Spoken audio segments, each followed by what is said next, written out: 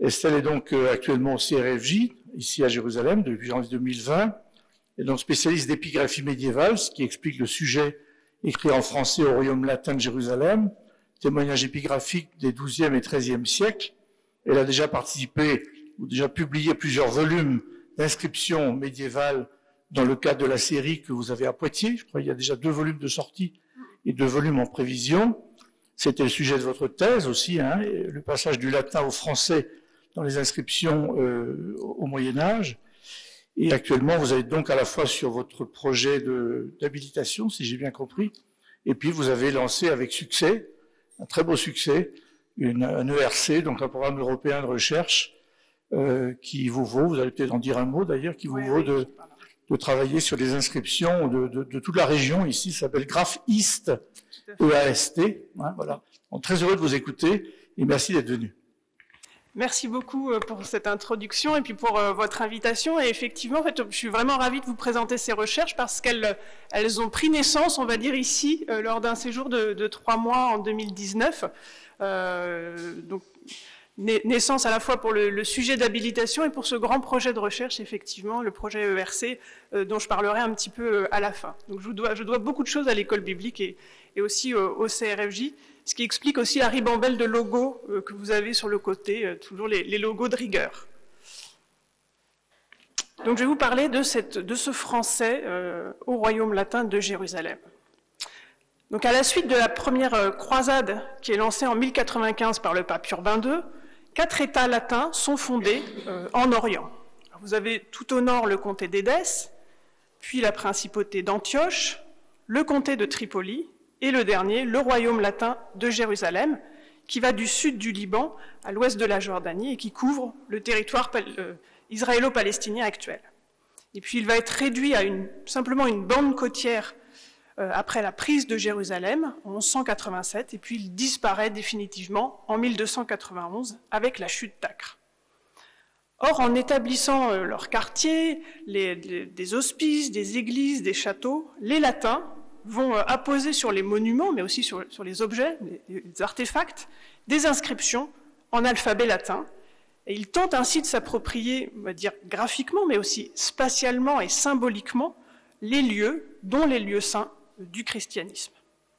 Alors je vais tout de suite clarifier ce que j'entends par inscription, parce que suivant les époques ou les écoles, les traditions, les définitions varient.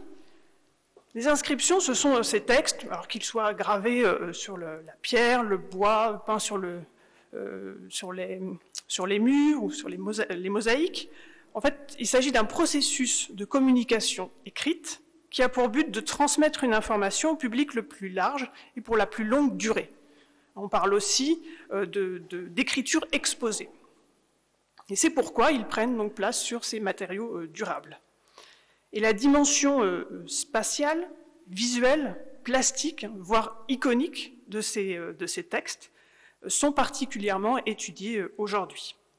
Et vous voyez aussi qu'il y a une forme d'écriture qui est distinctive. On n'écrit pas dans les inscriptions comme on écrit dans un manuscrit. Et ces textes ont aussi leur propre langage. Or, cette période des XIIe, XIIIe siècles, eh bien, elle est marquée par un des changements linguistiques majeurs du Moyen-Âge qui va toucher la totalité de l'Occident latin. C'est l'utilisation des langues vernaculaires à l'écrit, c'est-à-dire les langues locales, les langues européennes, à côté de celles qui avaient jusque-là le monopole, le latin, qui était considéré comme la langue véhiculaire, c'est-à-dire celle qui permettait une communication et une compréhension mutuelle aisée. Et cette mise par écrit, donc cette transition graphique, elle est décalée dans le temps de ce qu'on appelle la transition linguistique. La transition linguistique, vous voyez, elle part du IVe siècle pour arriver jusqu'au IXe siècle. On a 2 variétés à l'intérieur d'une même langue, et puis un éclatement, en fait, qui forme 2 langues. Le français se sépare du latin, en gros. Et la transition graphique, bien, elle arrive quelques siècles après, et elle se déroule aussi en plusieurs étapes, chaque secteur de l'écrit ayant sa propre chronologie, aussi liée à la géographie. Donc vous voyez que du 9e au 11e siècle, on a quelques écrits qui apparaissent en français. Là, je parle de la France, je vais venir après au royaume latin. Donc quelques écrits, notamment les sermons de Strasbourg, dont qu'on apprend tous à l'école, entre les petits-fils de Charlemagne. Puis 12e, 13e siècle apparaissent des ensembles plus cohérents, qui sont plus seulement à destination vocale, qui ont vraiment pour but d'être écrits ensemble. C'est notamment la chanson de Roland. Et 14e, 15e siècle, là on a un système français qui se normalise, et on peut même aller jusqu'en 1539 avec l'ordonnance de Villers-Cotterêts, où le français devient la langue officielle du droit et de l'administration. Donc en fait, là, on voit que pendant la majeure partie du Moyen-Âge, la promotion du français n'a jamais été un des enjeux d'une politique par le pouvoir royal. Il n'y a aucune volonté étatique d'organiser la promotion d'une langue nationale.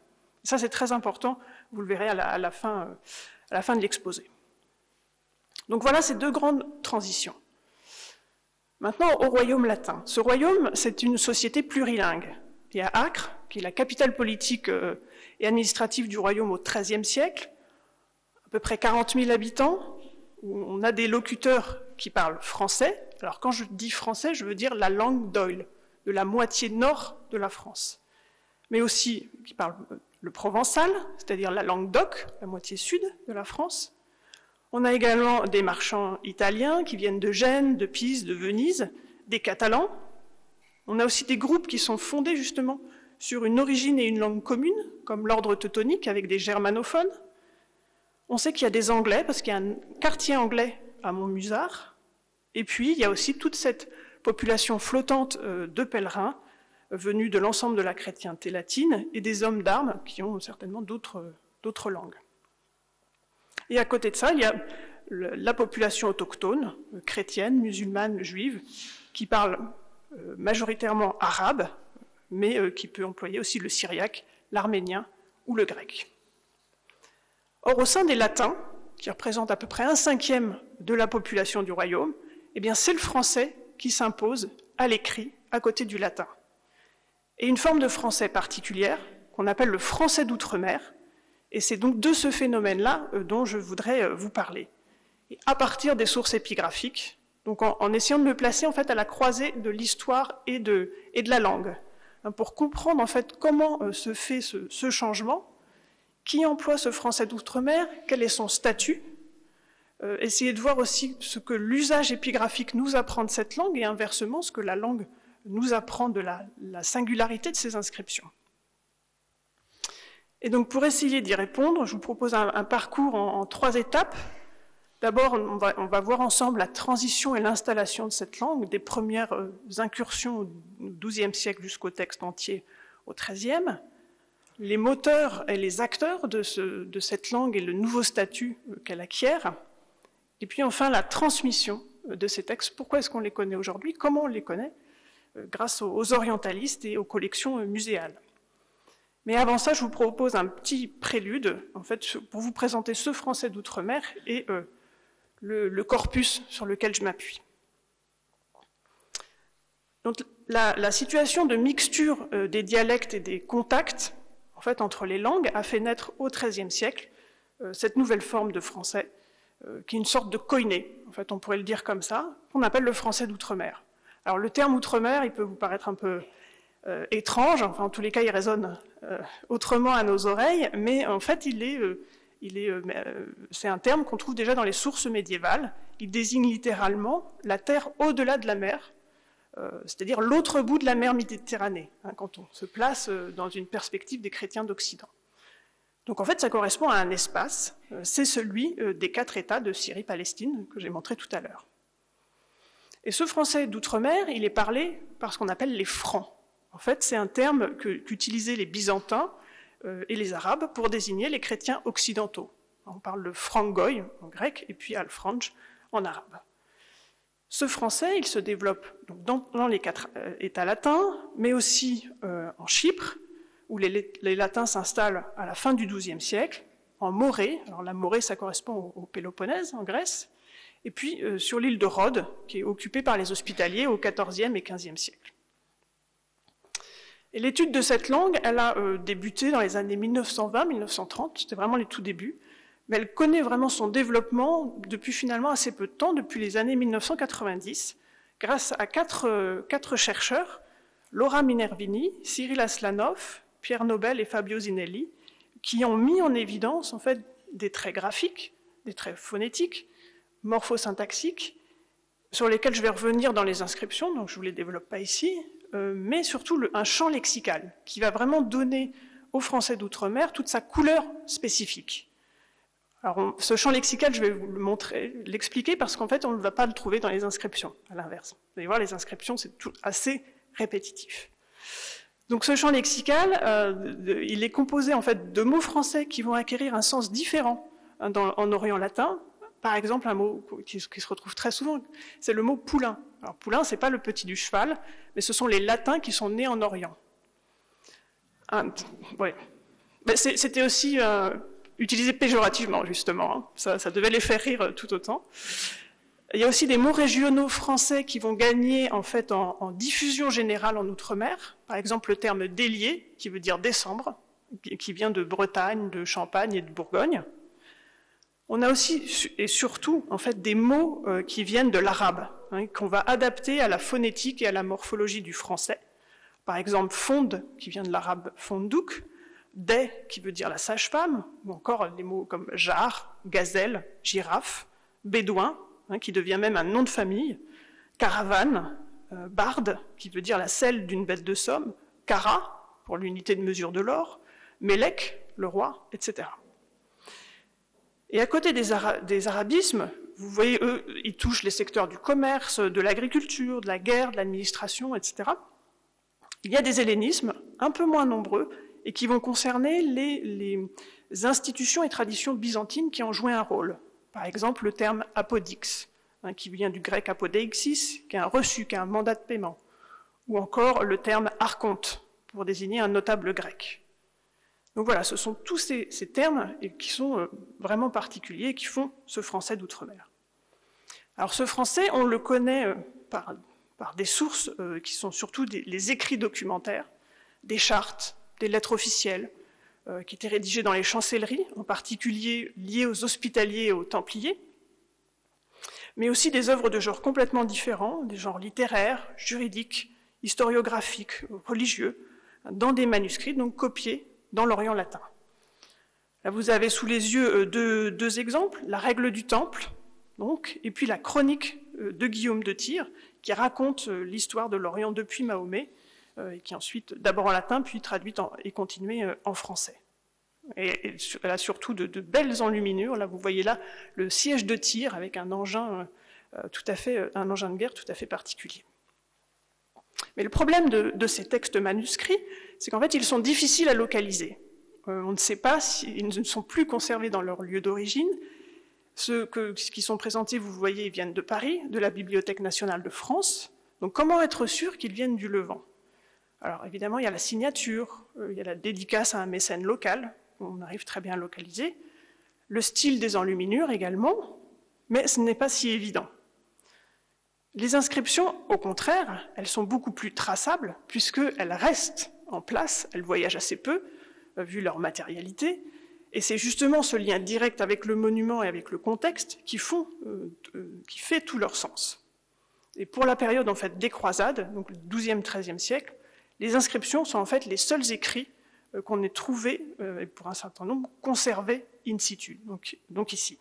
Et à l'exception en fait, d'une lettre d'un templier qu'on a trouvée entre deux pierres d'El-Aqsa, tous les écrits manuscrits sont passés en Occident aujourd'hui.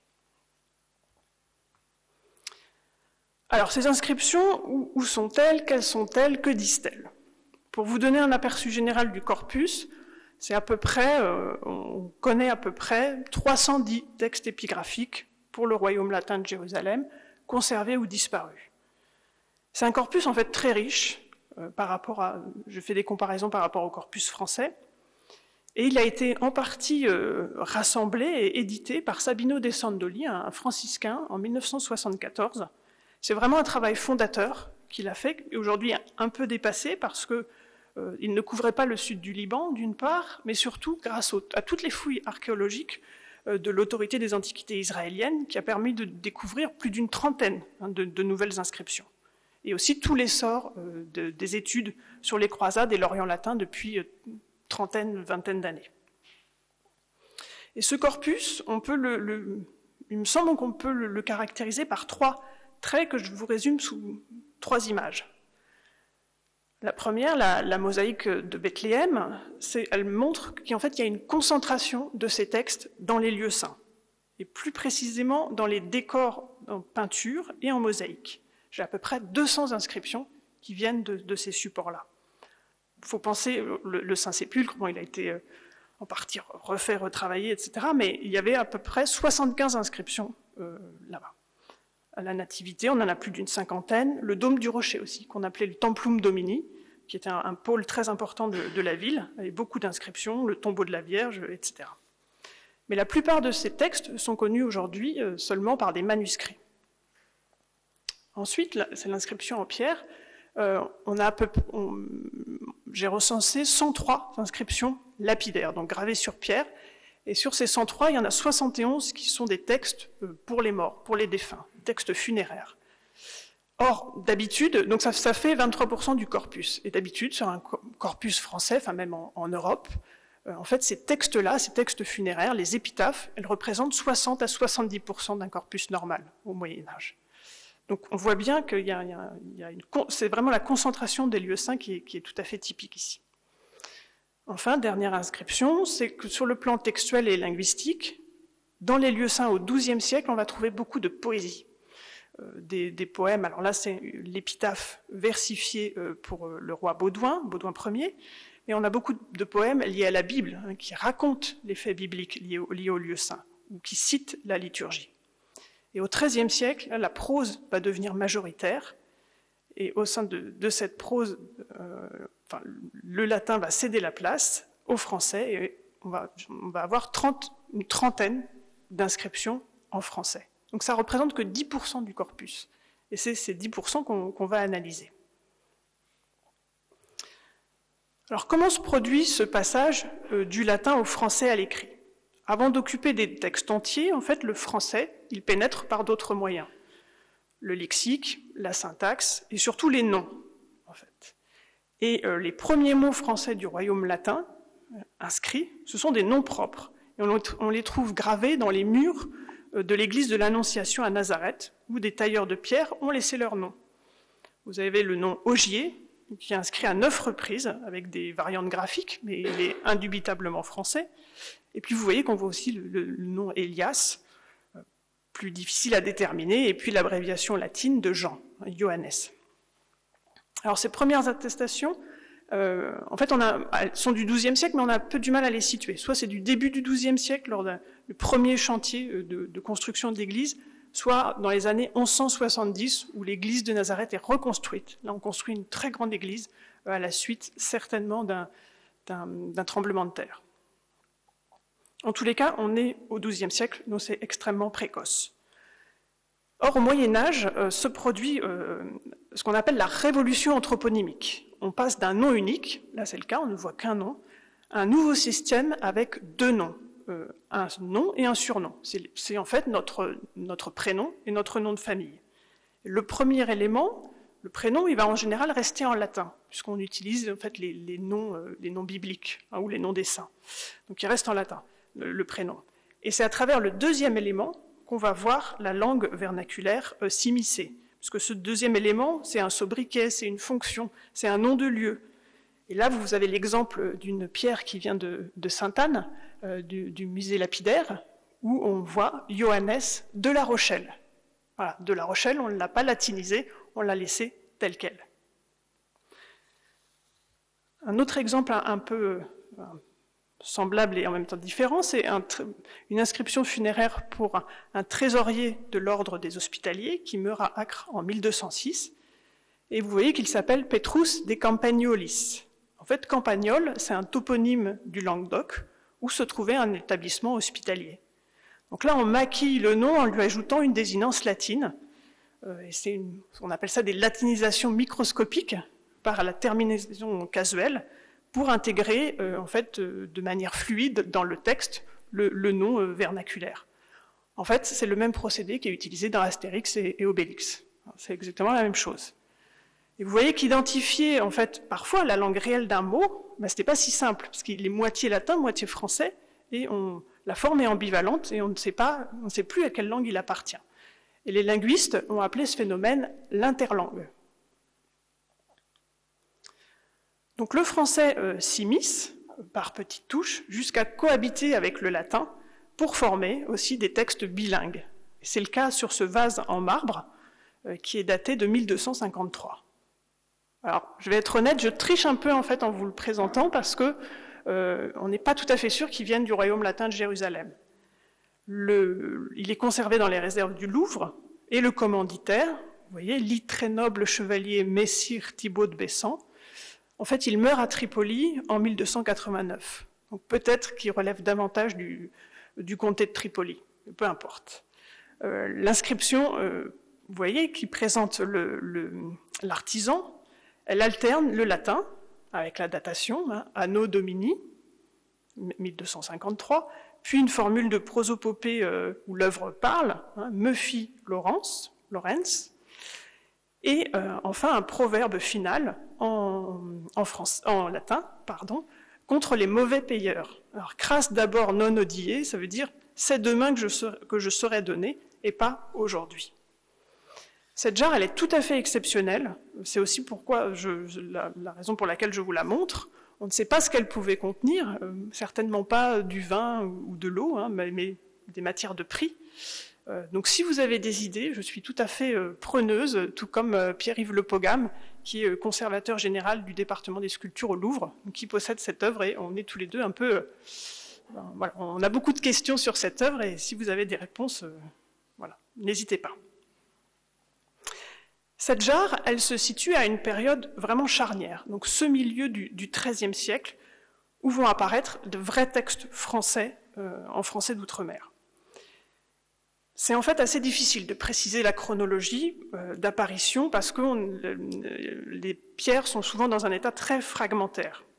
Mais si on se fie à la date donnée par les textes eux-mêmes, le premier texte épigraphique, finalement, ce serait celui-ci, cette inscription funéraire pour Jacques les Abonnies, qui est conservée au Louvre. Donc, ici, Jacques les Abonnies, et trépassa al second jour de janvier en l'an 1257. En fait, il s'agit de l'année 1258, parce que dans le royaume latin, on changeait d'année, non pas au 1er janvier, mais au 25 mars. Parce qu'on suivait, on appelait ça le style de l'Annonciation. Et le nom du défunt, donc les Abonnies, c'est certainement une translittération d'un nom arabe, Al-Saboni, le fabricant de savon. Et on sait qu'il y avait à Acre, à l'époque, une production de savon de très grande qualité, qui était exportée à Alexandrie, même jusqu'à Montpellier. Donc il pourrait s'agir là de chrétiens locaux intégrés au latin. Et ça permet un peu de voir en fait la pénétration du français dans cette société franque, qui n'est pas seulement finalement restreint à une élite d'origine occidentale. Alors on a évidemment d'autres témoignages que les témoignages épigraphiques pour savoir cela, et notamment lors d'une visite à Acre par Tebaldo Visconti en 1272, ce qui en fait est élu pape alors qu'il est justement à Acre sous le nom de Grégoire X. On sait qu'il va parler à la foule à la fois en latin et en français. Donc ça veut dire que le français est quand même compris par un certain nombre de personnes. Autre exemple, cette plaque de marbre conservée au musée de Cluny pour Gauthier de Menabeuf et sa femme, qui sont tous les deux donc, décédés en 1278. Donc on a d'abord l'inscription pour Gauthier, qui survient donc le 20 juin. On a une belle inscription soigneusement gravée. Et ensuite, celle de sa femme, qui meurt en août et qui est rajoutée. Donc c'est assez en fait courant de rajouter comme ça une seconde épitaphe. On voit qu'elle a été ajoutée de manière plus hâtive parce qu'elle n'a pas les points entre les noms, entre les mots. En fait, au Moyen-Âge, au départ, on écrit en ce qu'on appelle en scriptura continua, c'est-à-dire en écriture attachée. Et il n'y a pas de séparation, et c'est à partir du XIIe siècle, mais ça varie selon les types d'écriture, qu'on va introduire des blancs entre les mots. Ça n'existait pas avant, c'est parce que le système de lecture change, on ne lit plus à voix haute, on a besoin de se repérer dans les textes, donc on introduit des blancs. Dans les inscriptions, ces blancs ils n'existent pas, mais on va rajouter des points, comme on le faisait en fait dans l'Antiquité. Et donc on voit que là, pour Alémane, la femme de Gauthier, on n'a pas rajouté les points. Ces deux textes, ils nous montrent des particularités du français d'outre-mer et d'une certaine manière, ils nous font entendre la langue. Par exemple, le mot « épouse » pour « alémane », et on utilise le Z pour un S intervocalique. En revanche, quand on écrit « trépassa » dans les deux épitaphes, on n'utilise qu'un seul S, qui montre que le S avait une forme sourde. On trouve aussi la graphie G pour le J dans janvier. Alors ce sont que quelques exemples, mais ça permet un peu de sentir et d'apprécier cette langue, au moins à l'oral. Mais pour ça, on a aussi d'autres textes assez fascinants. On connaît un glossaire, un guide de prononciation arabe-français en caractère copte du XIIIe siècle, ce qui montre que les coptes étaient instruits en français, et aussi un glossaire d'apothicaire arabe-français en caractère latin. Donc c'est tout à fait fascinant, hein, et ça nous montre, en fait, ça pose toutes les questions des connaissances des langues orientales, notamment par les latins, et notamment chez les dominicains. Il y a un très bel article de Yoni Rubin sur les débuts l'apprentissage des langues orientales dans le début de l'ordre dominicain. Donc sur le plan graphique, en fait, vous voyez que ces inscriptions ressemblent tout à fait aux inscriptions en latin. Donc le français met vraiment ses pas dans les pas du latin. Il reprend les 23 signes alphabétiques, alors que les sons transmis ne sont pas les mêmes, ce qui pose parfois quelques problèmes. Par exemple, le Y ne note plus le son U du grec, mais va devenir une variante esthétique du I. En fait, une vraie lettre de noblesse, hein, faite pour l'œil. Et là, on le voit par exemple dans le terme roi, dans cette inscription funéraire de Jean Dupuis, qui est conservée au musée de Haïfa.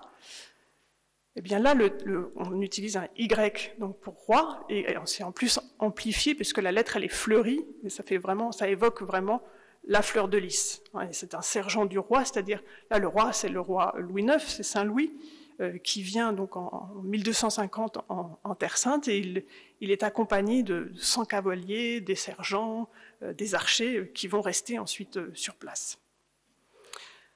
Donc cette forme, le fait de reprendre tout le système latin, ce n'est pas si simple, de même que reprendre le système abréviatif du latin pose parfois des problèmes de syllabation ou d'adéquation en fait entre l'abréviation et la phonétique française. Alors comment se fait cette transformation linguistique, non plus maintenant d'un point de vue graphique ou textuel, mais sur un plan social? Puisque les langues ne changent pas d'elles-mêmes, ce sont les usagers, locuteurs, scripteurs qui vont agir en fait collectivement, souvent inconsciemment, et qui les font changer. Donc d'abord, pourquoi le français? Pourquoi cette langue qui vient à s'imposer dans ce contexte oriental, à l'oral et à l'écrit? Il y a 3 explications qu'on peut donner. La première, c'est que les dirigeants les plus éminents en fait, des États latins étaient originaires de ce qu'on appelle l'espace linguistique gallo-roman, on va dire le nord de la France et un peu plus haut.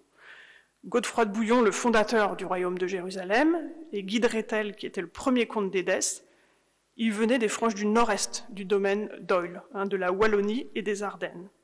Ensuite, Bohémond de Sicile et son neveu Tancrède, qui vont régner sur la principauté d'Antioche, eux, ils parlaient vraisemblablement un dialecte normand.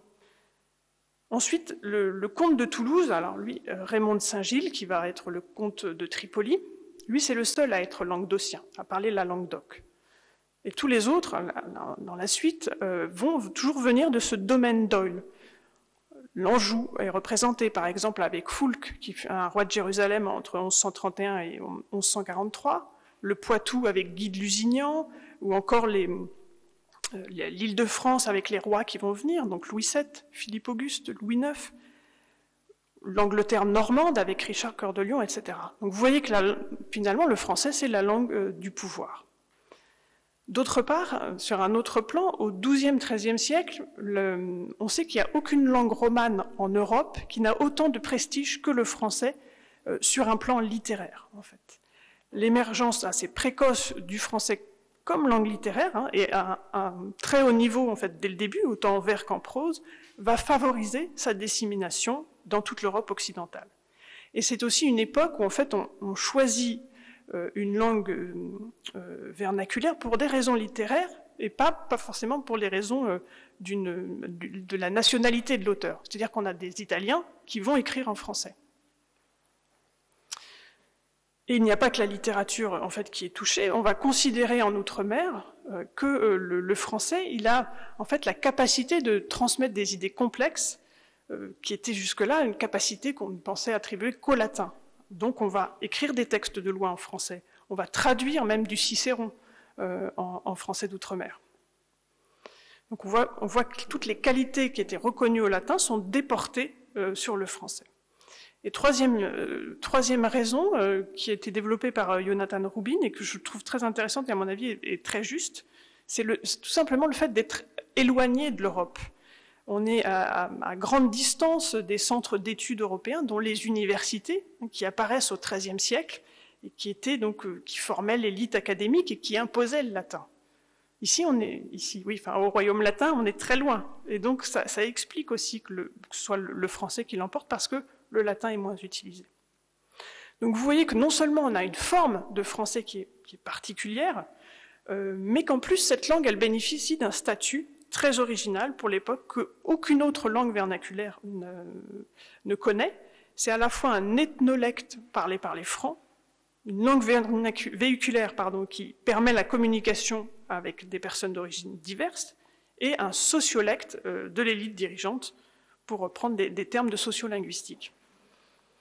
Et les inscriptions, en fait, elles vont amplifier ce phénomène. Normalement, en France, quand se fait ce passage du latin au français, on voit que les forces sociales qui sont à l'œuvre, ce sont les laïcs. Ils vont écrire, ils vont demander à faire inscrire sur leur tombe des épitaphes en français. Et il faudra attendre le XIVe siècle pour que, du côté des clercs, on délaisse le latin pour écrire en français. Or, en Orient, la situation est complètement différente. On a l'impression que le latin va être délaissé par les clercs eux-mêmes. Et on voit que ce français va pénétrer toute la société. Si on regarde donc du côté de la société laïque, tant hommes que femmes, on voit que le français est utilisé par les membres de l'aristocratie, par des chevaliers, mais aussi par des notables urbains, des bourgeois. Notamment, là, vous avez le dessin de l'inscription funéraire pour Nicolas Anthiaume, qui était un juriste appartenant à une grande famille bourgeoise d'Acre. On a vu tout à l'heure qu'il y avait ce marchand de savon, Jacques Les Abonnis. L'administration militaire est aussi touchée, avec le sergent du roi que l'on a vu. Et puis, il y a des laïcs au statut un peu indistinct, notamment je ne sais même pas comment prononcer, Dimon Schunz, qui était, vous voyez dans son épitaphe, qui fut à tort oxy. Donc on ne sait pas trop qui c'est, mais il utilise le français.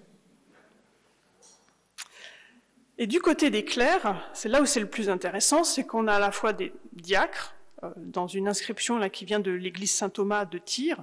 Alors, on pense que le diar, c'est pour le mot diacre, puisqu'on voit aussi à Chypre de mêmes phénomènes de lettres comme ça. Mais surtout, à côté, vous avez un religieux, le frère Richard Chaperon, qui était prieur provincial des frères Sachets, aussi appelé l'ordre des frères de la pénitence de Jésus-Christ. Ça fait partie des nombreux ordres mendiants qui sont créés en fait au XIIIe siècle, là vers 1250, et assez vite supprimés. En fait, on va en retenir que certains, supprimés en 1274 par Grégoire X. Et on sait qu'en fait, il y avait à Acre, au début des années 1260, une maison des frères de la pénitence. Donc, parce qu'il y a le texte qui s'appelle les Pardons d'Acre, c'est une sorte de guide du pèlerin qui explique où il fallait passer. On sait que dans cette maison, eh bien, on obtenait une indulgence de 140 jours de rémission du purgatoire. Donc on avait intérêt à y aller. Et puis, on a le français est utilisé aussi pour des évêques et même des archevêques. Ici, c'est la tombe de Guillaume de Saint-Jean, qui était archevêque de Nazareth, et c'était même un des rares évêques templiers, donc mort en 1290. Cette pierre, elle est exposée au musée municipal d'Acre. En fait, c'est ce qu'on appelle une plate-tombe, où se trouvait l'effigie du défunt. Alors, on n'a que la moitié inférieure qui est conservée, et je vous ai mis un exemple français à côté pour vous montrer comment étaient ces tombes. elles étaient en général extrêmement courantes en Occident à partir du XIIIe siècle, mais au Royaume latin, je n'ai que 3 exemples. Le cas le plus intéressant, c'est sans doute celui des hospitaliers. Là, vous avez cette pierre qui nous vient encore une fois du musée du Louvre, pour Thomas Mauzout, qui était trésorier de l'hôpital et qui meurt à Acre en 1275. Et les hospitaliers, c'est un ordre fondé ici en Terre Sainte, qui avait cette double mission à la fois militaire et hospitalière. Elle avait une relation, c'est un ordre qui avait une relation particulière aux Français, puisqu'il l'utilise dès les années 1230. Donc c'est extrêmement tôt pour des chartes, pour des documents juridiques. On sait aussi que les prières récitées par les prêtres hospitaliers dans l'hôpital conventuel, à la fois pour les bienfaiteurs ou pour les malades, étaient en français, et ces prières, elles datent de la fin du XIIe siècle, donc c'est extrêmement tôt. Et la règle de l'ordre elle-même, qui a été rédigée au milieu du XIIe siècle, eh bien, elle a eu une version écrite en français, probablement peu après, le milieu du XIIe siècle. Donc c'est extrêmement tôt. Et le français donc joue un rôle si important dans la culture hospitalière que un des grands spécialistes de l'ordre des hospitaliers, l'historien Anthony Luttrell, parle d'une langue officielle de l'hôpital. Donc ce qui est important de retenir, c'est que ça pénètre donc tous les membres de la société, qu'ils soient clercs ou laïcs, et on n'a pas cette dissociation qu'on trouve en Occident. Alors quand et comment se fait ce passage? Dans les inscriptions, ce changement, vous l'avez compris, il a lieu au milieu du siècle.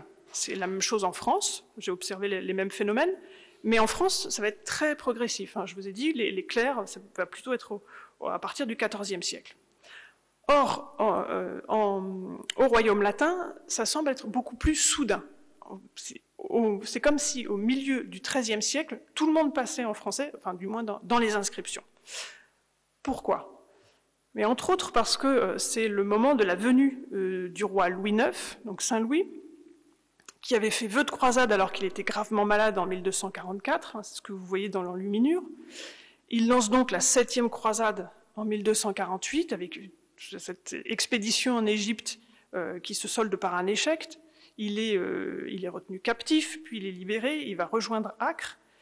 Et contrairement aux autres souverains qui restaient peu de temps, jusqu'à 2 ans, eh bien Saint Louis, lui, décide de s'installer en Terre Sainte pour un séjour de durée indéterminée. En fait, ce séjour, il va être stoppé par le décès de sa mère, Blanche de Castille, et puis il doit repartir en 1254, mais il reste quand même 4 ans, ce qui est extrêmement long. Officiellement, en fait, Saint Louis n'a aucune autorité politique sur le royaume de Jérusalem. Il n'en est pas le roi. Mais en fait, à cette époque, le royaume, il est un peu sans pilote. La monarchie, elle est assez fictive. Et finalement, donc, il n'y a pas de roi sur place. Et ce sont les grands lignages seigneuriaux qui sont les maîtres du pouvoir. Donc, quand Louis IX arrive, de facto, il est évidemment le protecteur du royaume latin, mais il en devient quasi le gouverneur pendant 4 ans. Et de fait, par sa présence, bien le rôle et le prestige du français sont renforcés. Et on voit que dans le même temps, à Acre, va se développer toute une activité culturelle et artistique, comme ce manuscrit très luxueux que vous voyez là, qui est la Bible d'Acre, qui a été peut-être préparée pour le roi, on n'est pas tout à fait sûr. En tous les cas, c'est une traduction en français d'outre-mer de certains livres, d'une vingtaine de livres en fait de l'Ancien Testament. Et la présence donc de Saint Louis, à mon sens, donne un coup d'accélérateur, si on peut dire, au développement du français à l'écrit et au statut réservé à cette langue. Alors le latin n'est pas totalement chassé et éradiqué dans les inscriptions. On va le retrouver, mais pour une communauté particulière, si on peut dire. Par exemple, les Italiens. On le voit là sur cette cloche qui a été faite à Acre en 1266 par des fondeurs italiens renommés. Vous voyez, c'est écrit dès le début par Giacomo, fondeur de cloche de Messine, et Andreotto de Pise. Et cette cloche, elle a été retrouvée au large de la côte d'Almate par des pêcheurs d'éponges. On pense qu'elle se trouvait sur un bateau qui a dû fuir Acre pour éviter qu'elles ne soient détruites, fondues, transformées. C'est un peu la même chose que pour le trésor de Bethléem qu'on avait enfoui, quoi, certainement. Or, en fait, les Italiens au royaume latin avaient un statut particulier, notamment ceux qui venaient des républiques maritimes de Gênes, de Pise, de Venise. Ils avaient un statut spécial. Ils possédaient des comptoirs, des colonies, mais en fait, ils étaient indépendants de l'autorité des Latins. Et ils n'avaient certainement pas le même rapport à la langue, et même certainement le fait d'utiliser, de garder le latin permettait de montrer leurs différences par rapport aux personnes du royaume. Alors ces inscriptions en français d'outre-mer de cette fin du XIIIe siècle, elles sont assez différentes de ce que je vous ai exposé au début, enfin, pour le XIIe siècle, où je vous ai montré ces belles mosaïques chatoyantes, alors qu'ici, depuis le début, vous voyez que du noir et blanc, enfin au moins un univers assez minéral de ces petites inscriptions en pierre. Et de fait, toutes les inscriptions qu'on retrouve pour cette deuxième moitié du XIIIe siècle, elles sont uniquement sur pierre, et ce sont des textes funéraires, très répétitifs, lapidaires au sens propre comme au sens figuré, et souvent fragmentaires. C'est souvent que des petits bouts. Là, je vous montre ce qu'il y a de mieux, parce que très souvent, on a quelques lettres, même pas facile de savoir la langue finalement. Mais certainement que ces inscriptions donc funéraires, elles se trouvaient non pas comme les tombes dans le dallage par terre, mais dans les murs des églises ou des cloîtres. Même si on n'a pas retrouvé, on ne les a jamais retrouvés dans leur emplacement d'origine. Là, c'est un exemple d'une inscription là, qui a beaucoup voyagé, puisqu'elle se retrouve dans l'ancien musée sémitique d'Harvard. Mais cela, pourquoi on a uniquement ce type de texte? En fait, ça s'explique parce que la situation politique du royaume a beaucoup changé par rapport au XIIe siècle. Je vous l'ai dit, le royaume, au XIIIe siècle, il est réduit à une bande côtière, et les Latins ne possèdent plus les lieux saints. On n'a plus Jérusalem, ni Bethléem, ni Nazareth. L'église de Nazareth va être complètement rasée. Et à partir de 1260, le royaume est assailli de partout. Les troupes Mablouks qui gouvernent la Syrie et l'Égypte par le sud, ou la menace mongole venant de Perse. Donc ça devient extrêmement difficile. Et le royaume est non seulement sans pilote, comme je le disais, sans roi, mais il est divisé par des conflits entre les ordres militaires, entre les communes italiennes, et un des grands historiens des croisades, René Grousset, dans les années 30, a parlé d'une anarchie franque pour ce XIIIe siècle. Néanmoins, sur un plan sociolinguistique, c'est important que ces petites pierres, malgré leur dimension et leur caractère répétitif, c'est parce qu'elles font entrer le français dans l'Église. Et ça, c'est une étape importante. Ça peut paraître complètement anodin, mais désormais, les hommes et les femmes du Moyen-Âge ne font pas qu'entendre une prédication en langue vernaculaire ou un chant au cours de l'office. Ils voient l'inscription, ils voient cette langue gravée en permanence sous leurs pieds ou sur les murs de l'église. Et étant donné en fait les qualités requises pour une inscription au Moyen-Âge, tout message épigraphique va conférer au médium linguistique qui le porte une durabilité et une universalité en puissance. Donc on voit que le discours épigraphique, les inscriptions, elles permettent de hisser le français au rang de ce qu'on appelle un acrolecte. Alors dans le vocabulaire de la sociolinguistique, ça veut simplement dire que c'est la variété prestigieuse d'une langue. Donc l'objet épigraphique, il nous fait voir la langue vernaculaire comme écriture. En plus, le français se montre en majuscule avec cette grande capitale qui caractérise le discours épigraphique.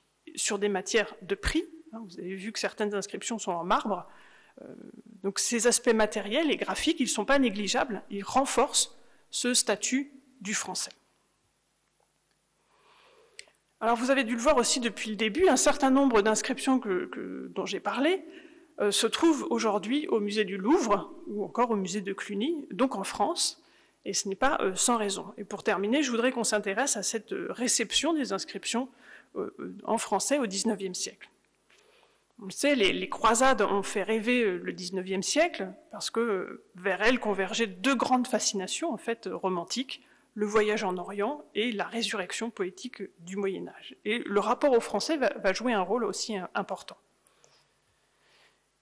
Un des orientalistes qui a le plus porté attention à ces inscriptions du royaume latin, c'est Charles Clermont-Ganneau. Il illustre en fait parfaitement l'orientaliste diplomate du XIXe, un homme de terrain qui maîtrise les langues locales dans les pays dans lesquels il séjourne. Alors son nom doit vous étonner parce que ce disciple de renom, il est beaucoup plus connu pour l'épigraphie sémitique et notamment la découverte de la stèle de Mécha. Mais c'est un épigraphiste qui ne s'est pas seulement intéressé à l'Antiquité, mais à toutes les écritures. Et à travers ces différentes missions à l'étranger, eh bien, il va enrichir les collections du musée du Louvre. Et voici ce qu'on apprend au sujet des inscriptions de Thomas Mauzout, donc c'était l'inscription en marbre pour l'hospitalier, et au sujet de l'inscription pour le frère Richard Chaperon. Donc, M. Clermont-Ganneau communique à l'Académie divers monuments des croisades qu'il vient de recevoir, avec d'autres antiquités de ses correspondants arabes de Syrie. 2 d'entre eux sont en langue française. Il émet le vœu, auquel s'associe l'Académie, que ces monuments soient acquis par nos musées pour être ajoutés à la série encore si peu nombreuse des monuments français de Terre Sainte. En fait, à son époque, on pensait qu'il y avait très très peu d'inscriptions. Et placés à côté de ceux qu'il a déjà remportés de ses précédentes missions. Ce sont là de véritables pages de notre histoire nationale. Et il va écrire la même chose au sujet de la pierre de Gauthier de Ménabeuf, vous savez, la pierre où il y avait la double épitaphe. À l'inverse, quand les archéologues allemands ou italiens vont découvrir des inscriptions en français d'outre-mer, donc ici au XIXe siècle, eh bien ils vont les envoyer à leurs collègues français. Et c'est sans doute en fait le cas du vase en pierre qui a été donné au Louvre en 1891, alors qu'en fait il venait du musée du Torcello près de Venise. C'est la même chose aussi pour une autre pierre qui a été découverte par Sepp, un historien et homme politique de Haute-Bavière, qui était parti en fait en Orient pour retrouver les ossements de Frédéric Ier, dit Barberousse. Ça faisait partie des mythes nationaux communs pour l'Allemagne.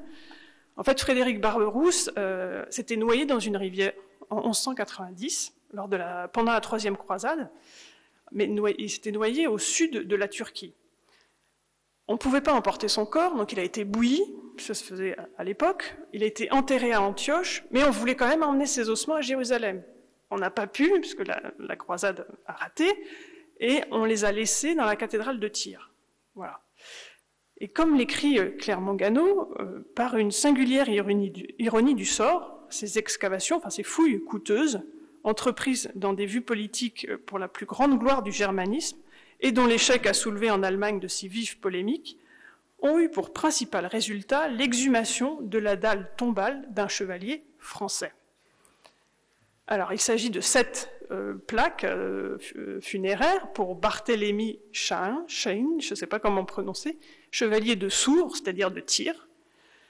En fait, ce n'est pas un chevalier français, et ça se trouve, il n'a absolument rien à voir avec la France, c'est un chevalier franc.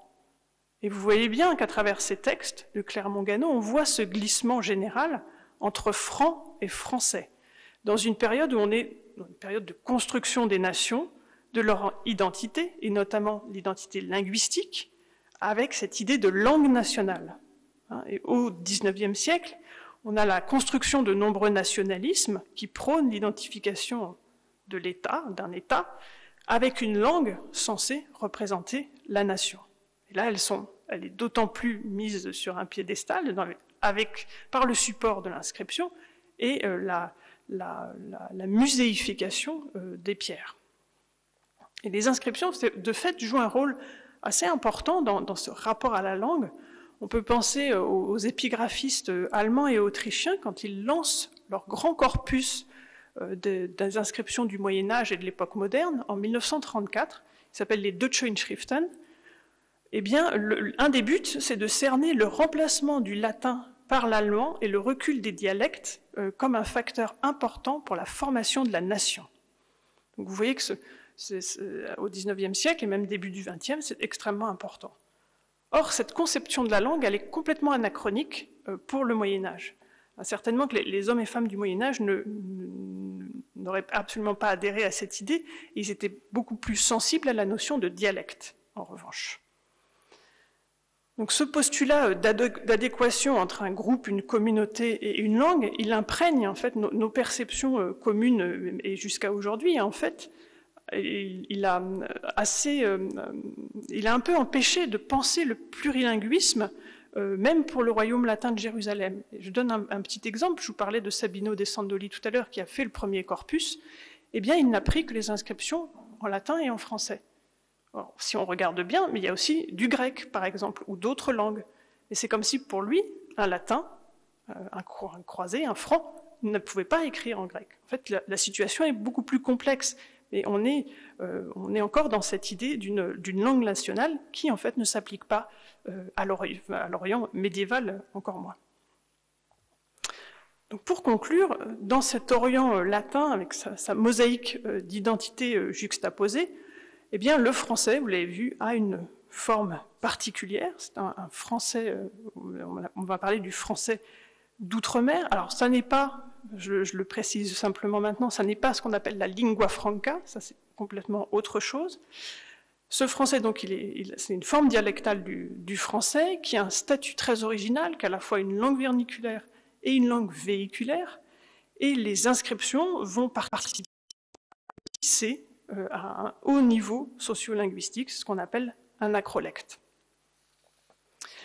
Il s'est immiscé, on l'a vu, d'abord à travers des anthroponymes, la signature d'un artisan, et puis, ça c'est au XIIe siècle, et puis à partir du milieu du XIIIe siècle, on voit que des textes entiers sont rédigés, sont gravés en français, boostés par le séjour du roi de France et aussi les ordres religieux militaires. Et l'interprétation de ce français, on l'a vu à travers les acquisitions du Louvre au XIXe, eh bien, il a mis du temps à se faire parce qu'il a toujours été examiné à travers les prismes contemporains. On est aussi, aujourd'hui, on a aussi nos prismes, évidemment.